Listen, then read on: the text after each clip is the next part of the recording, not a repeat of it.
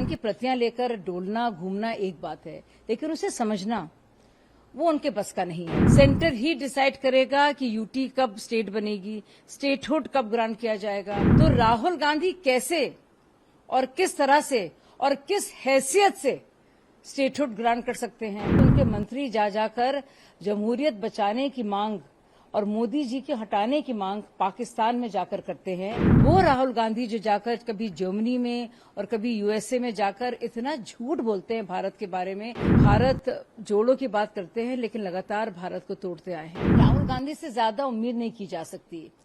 ये बातें हैं संविधान की। अब संविधान की प्रतियां लेकर डोलना घूमना एक बात है, लेकिन उसे समझना वो उनके बस का नहीं है। और इसीलिए राहुल गांधी ये जानते हुए भी कि ये सेंटर का ज्यूरिसडिक्शन है, स्टेट सरकार का ज्यूरिसडिक्शन है ही नहीं, और सेंटर में किसकी सरकार है? मोदी जी की सरकार है। तीसरी बार वो प्रधानमंत्री बने हैं। सेंटर ही डिसाइड करेगा कि यूटी कब स्टेट बनेगी, स्टेटहुड कब ग्रांट किया जाएगा। स्टेट को जब यूटी बनाया जाता है उसका भी पूरा ज्यूरिसडिक्शन और अधिकार सेंटर के पास होता है। तो जो केंद्र शासित है यूटीज हैं, जाहिर सी बात है उनका मुखिया एलजी होगा। तो राहुल गांधी कैसे और किस तरह से और किस हैसियत से स्टेटहुड ग्रांट कर सकते हैं? और वो ऐसी चीज ग्रांट ना तो कर सकते हैं, लेकिन उसके वादा क्यों कर रहे हैं? क्योंकि वो जानते हैं कि प्रधानमंत्री जी ने और गृह मंत्री जी ने तो कई बार और कई सालों पहले, बल्कि 2019 में ही इसका ऐलान कर दिया था। बात अगर चाइना की हो या पाकिस्तान की, हमने राहुल गांधी जी का रवैया देखा है। चाहे उनके पिता हों या उनकी दादी हों या उनके परदादा हों, उनका लगातार जो रवैया पाकिस्तान के साथ रहा है, अलगाववादियों के साथ रहा है, और लगातार जो उनका एक फोकस रहा है कि डायलॉग होना चाहिए, यहां तक कि उनके मंत्री जा जाकर जमहूरियत बचाने की मांग और मोदी जी के हटाने की मांग पाकिस्तान में जाकर करते हैं। जो वो राहुल गांधी हैं जो डोकलम में कहते हैं कि भारतीय सैनिकों की पिटाई हुई है, जो कम्युनिस्ट पार्टी ऑफ चाइना के साथ बाकायदा करार साइन करते हैं, और किस हैसियत से करते हैं इसके बारे में भी किसी को जानकारी नहीं। वो राहुल गांधी जो जाकर कभी जर्मनी में और कभी यूएसए में जाकर इतना झूठ बोलते हैं भारत के बारे में, चाहे वो हमारे सिख भाई हों या हमारी लोकतांत्रिक हमारे इदारे हों और इंस्टीट्यूशंस और संस्थाएं हों।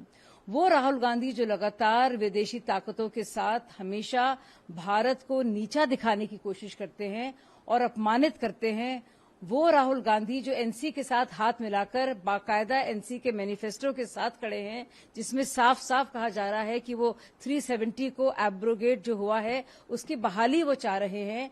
वो एनसी के साथ जो खड़े हुए जो लगातार कह रहे हैं कि पाकिस्तान के साथ बातचीत होनी चाहिए, ट्रेड होना चाहिए, सामान्य रिश्ते होने चाहिए। तो वो राहुल गांधी से आप क्या तवक्को या उम्मीद कर सकते हैं? मुझे तो लगता है पूरे भारत को साथ होकर, एकत्रित होकर एक विकसित भारत की तरफ जाना चाहिए। और जिस तरह से लगातार वो ताकतें रही हैं जो हिंदू मुसलमानों का विभाजन करते हैं, उनमें अब बाकायदा एक तरह का एक रंजिश पैदा करते हैं और एक कटुता उसमें आती है। और वो ऐसे और भी लोग हैं जो हिंदू धर्म के अंदर भी जा जाकर एक खाइयां बनाते हैं ताकि किसी तरह से समाज एक साथ ना हो।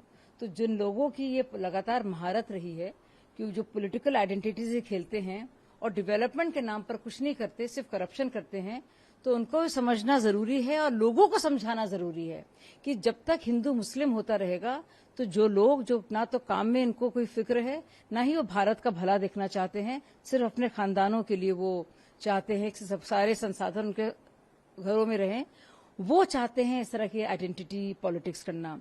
लेकिन जैसे कि मोहन जी कह रहे हैं, अगर सब लोग साथ होंगे तो लोगों को डिवाइड कर कर जिस तरह की पॉलिटिक्स होती रही है कि कभी धर्म पे करो और धर्म के बाद अब जाति पे करो, ताकि हमेशा इंसान बटा रहे, उसकी आइडेंटिटी को लेकर वो परेशान रहे और उसको इतना याद दिलाओ कि उसकी क्या जात है, उसका क्या मजहब है, ताकि वो जो विकास के मुद्दे हैं, जो उसके घर के मुद्दे हैं, जो उसके परिवार के मुद्दे हैं, जो उसके बुनियादी जो उसकी फिक्र है, उस पर ध्यान ना जाए।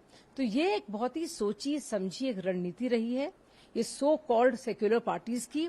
उन्होंने लगातार इस्तेमाल किया है, मुसलमानों को भी, हिंदुओं को भी। और अभी जो कास्ट की बात कर रहे हैं, खुद बता नहीं रहे हैं कि क्या वो कर रहे हैं, किया है उन्होंने कर्नाटक में जो कास्ट सेंसस हुआ है।